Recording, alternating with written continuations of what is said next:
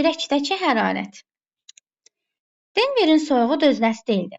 Qış öz gücünü göstərirdi. Bütün şəhər piyadalar üçün aldadıcı təli olan buz gölməçələri başdan-başa qar altında qalmışdı. Belə ayazda ən yaxşısı evdə oturmaq idi. Mənsə konfrans mərkəzində olmalı, 200 nəfər qarşısına çıxış etməli, üstəlik simsiz mikrofonumun batareyası yandığından yenisini almaq üçün mağazaya getməli idim. Küçəyə çıxdım. Soyuq küləkdən üzümü gizləmək üçün yaxalığımı qaldırıb yola düşdüm. Mağazada 2 nəfər var idi. Piştaxtanın arxasında satıcı qadın Roberta dayanmışdı. Bir də kənarda soyuqdan sığınacaq tapmış başqa biri, uca boylu arıq qoca bir centlmen. Bu qoca niyə belə havada mağazada gəzir? Gərək ağılsız olasan ki, isti evini qoyub özünü şaxtanın əlinə verəsən, deyə düşündüm. Qoca piştaxtaya məndən qabaq yaxınlaşdı. Roberta qocanın üzünə gülümsədi. O isə götürdüyü şeyləri qadına uzatdı. Sən demə qocanın səhər tezdən küçəyə çıxmasının səbəbi bulka və banan imiş.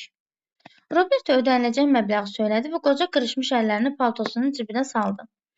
Nimdaş pul kisəsini cibindən çıxarıb $1 və bir neçə dəmir pul uzatdı. Roberta onları elə tərzdə götürdü ki, sanki ona qızıl vermişdilər. Qocanın damarları üzə çıxmış, ləkə-ləkə olan əlləri titrəyirdi. Roberta paketi ehmalca qocanın biləyinə keçirib, onun arıq əllərini ovuçlarına alıb isitməyə başladı. Sonra kişinin arıq, donqar çiyinlərindən sürüşən köhnə şərfini də düzəldib, boyun boğazını yaxşı-yaxşı örtdü. Qoca hələ də bir söz demirdi.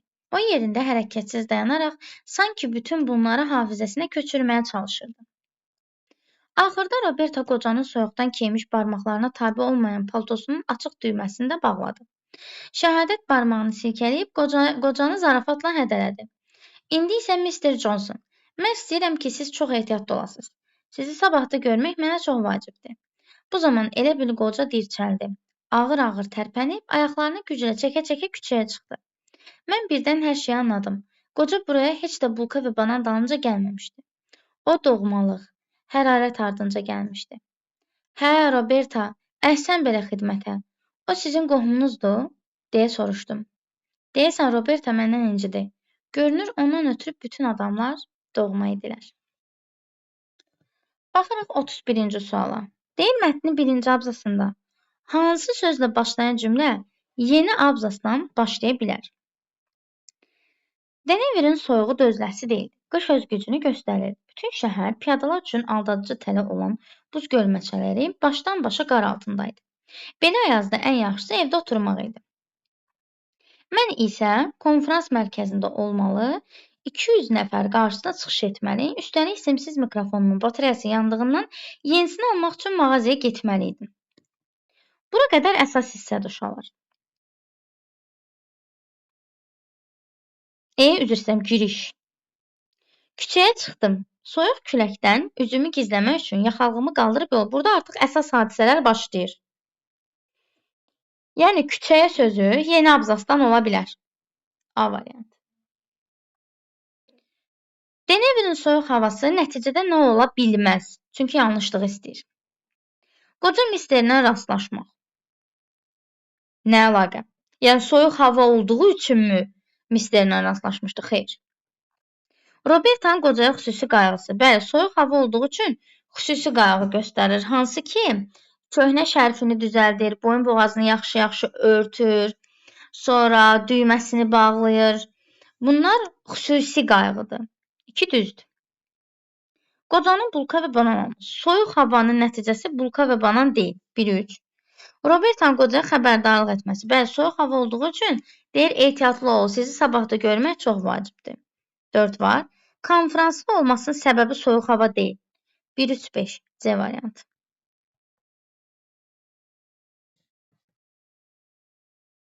Mətnin tərkib hissələri nəzərə almaqla ardıcıllığı tamamlayan fikirləri müəyyən edin.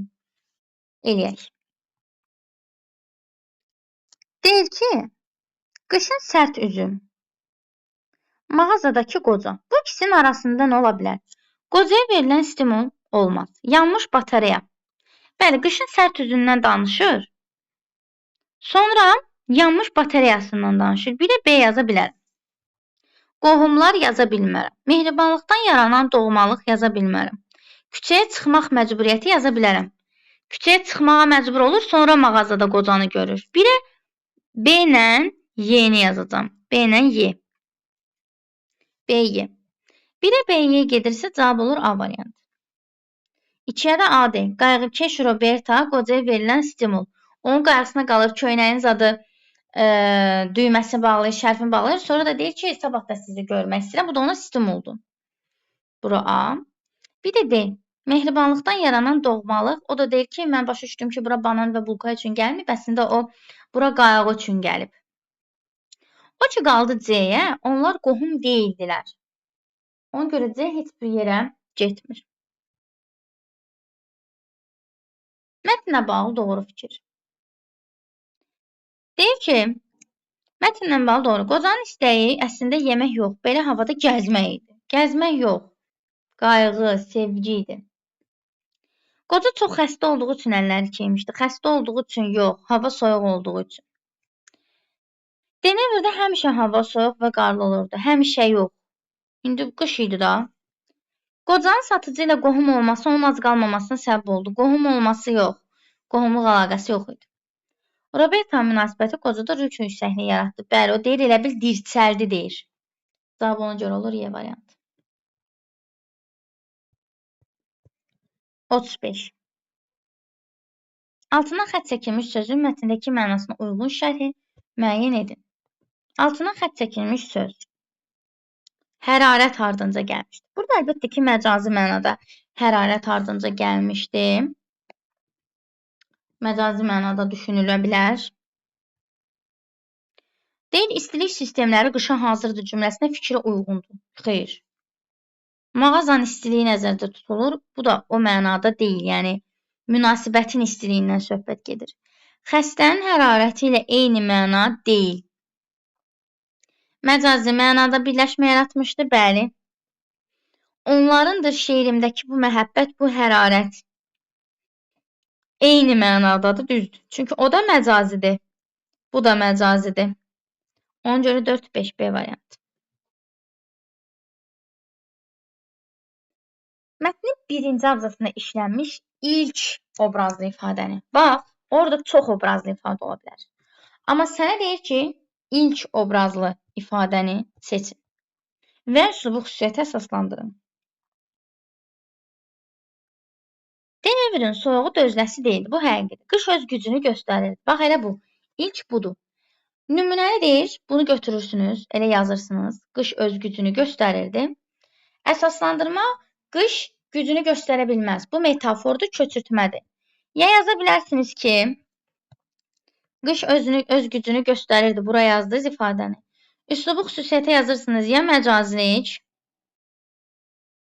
ya da yaza bilərsiniz metafor.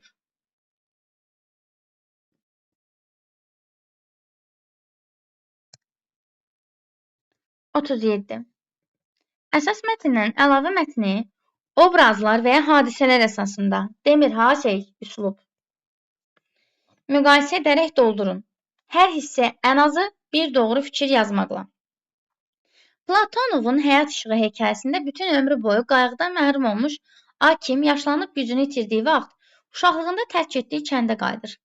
Onu həmin kənddə tanımadığı bir işçi qadın himayəsinə götürüb qayğısına qalır. Qoca ömrünün son günlərində gördüyü bu mehribanlıqdan dünyanın dəyişdiyi, onun uşaqlığında kim olmadığı haqqında düşüncələrə dalır. Əsas mətndən əlavə mətndəki obrazlar və hadisələr əsasında deyil, müqayisə edin. Deməli,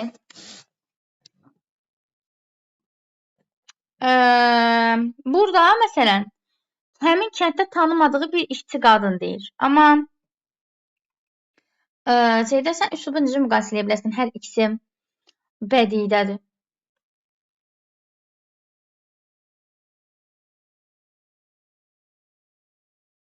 Deməli, birinciyə yazırıq ki, əsas mətnimizdə. Burada satıcı obrazı soyuqdan donan, soyuqda gələn, daha yazmıram da, soyuqda gələn yaşlı kişiyə qayğı göstərir. Əlavə mətndə Əlavə mətndə isə deməli Akim obrazı uşaqlığındakı kəndə qayıdır və yaşlı bir işçi himayəsinə götürüb qayğısına qalır. Ortağa yaza bilərik ki, qayğı göstərən obrazlar var hər ikisində. Qadın qayğı keşliyi var. Belə. Bu qədər, yəni. Buyur.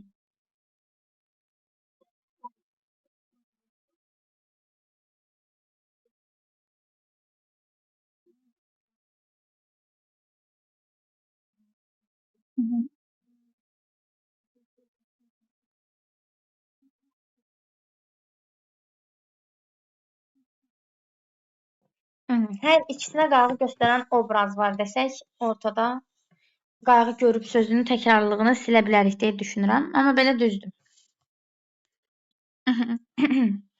38.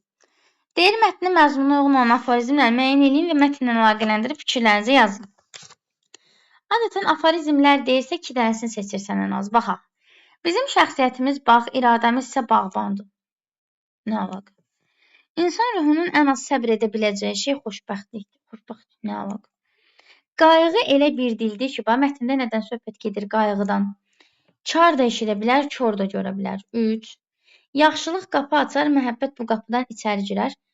Bunu da götürəcək. Çünki qadın yaxşılıq eləyir və yaxşılığının nəticəsində qocanın ona qarşı olan bir sevgisi var.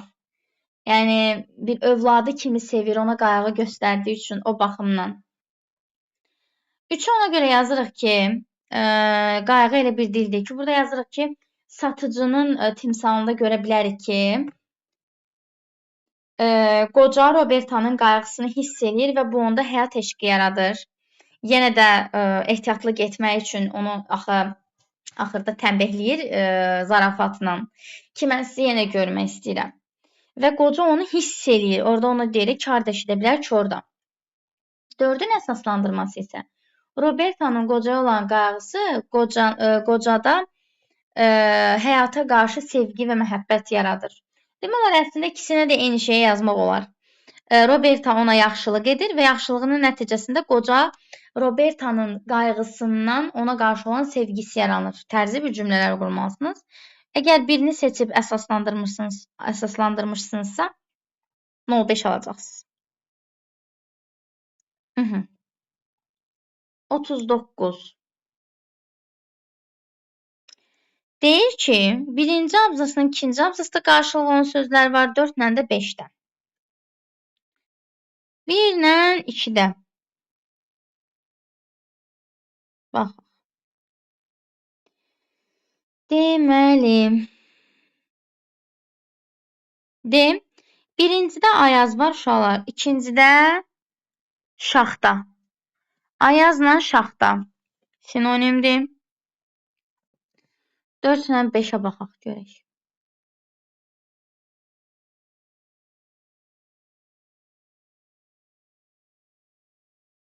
Arıq ələmi uzanıb isitmə başladı. Sonra kişinin arıq donqar içində sürüşənsə yaxşı örtdüm.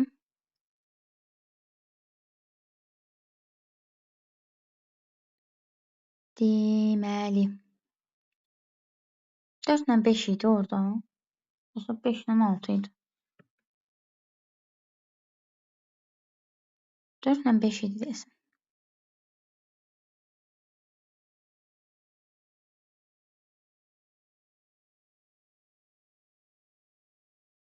Hə, tapdım. Nimdaşla köhnə. 4-də nimdaş, 5-də də köhnə. Deməli, 1 ilə 2 Ayazla Şaxtadır. 4 ilə 5-də də nimdaşla köhnə. Bunları yazmalıydınız söz olaraq. Sonra, mətndə tünd qara hərflərlə verilmiş cümlədəki fikir neçənci? Görüm çata nə yazdınız?